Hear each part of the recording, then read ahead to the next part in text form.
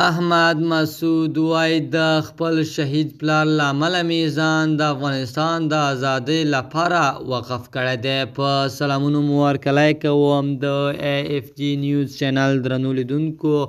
سلام، ستړي مشئ، وخت مو په خیر. پام راګرځوم د دې ساعت مهم خبر ته او په سر کېدونه کوم ملګرو که مو چینل نوي سبسکرایب کړی د مهمو خبرونو لپاره در سره AFG نیوز چینل په درنښت سره سبسکرایب کړئ.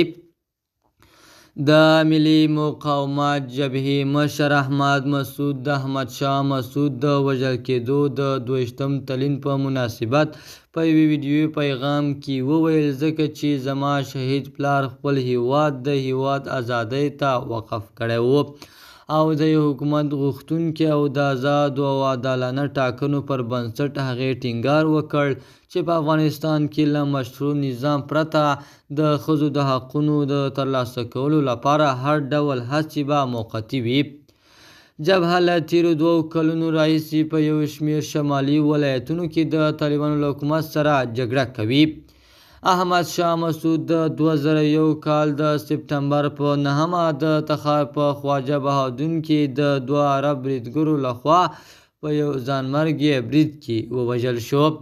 ښاغلی مسعود د خپل پلار او د افغانستان د پخواني جمهور رئیس استاد برهان الدین رباني وژنې ته په اشارې سره وویل، زه په دې باور یم چې شهادت د یو ملت د نارینه او ښځینه تر ټولو ښکاره نښه ده چې د خپلو سپېڅلو ارمانونو لپاره ولاړ وي. هغه وویل احمد شاه مسعود تل د سولې لیواله او د سولې د راوستلو لپاره هیڅ ډول هڅې نه سنپوي او هغه هم د هغوی لاره تعقیبوي.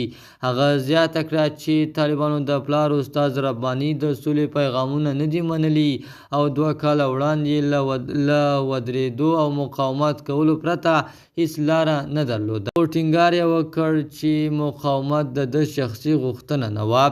د AFG نیوز چینل درنو لیدونکو، دا و زمونږ د دې ساعت چمتو شوی خبر. تر بیا ښې چارې، د الله په امان.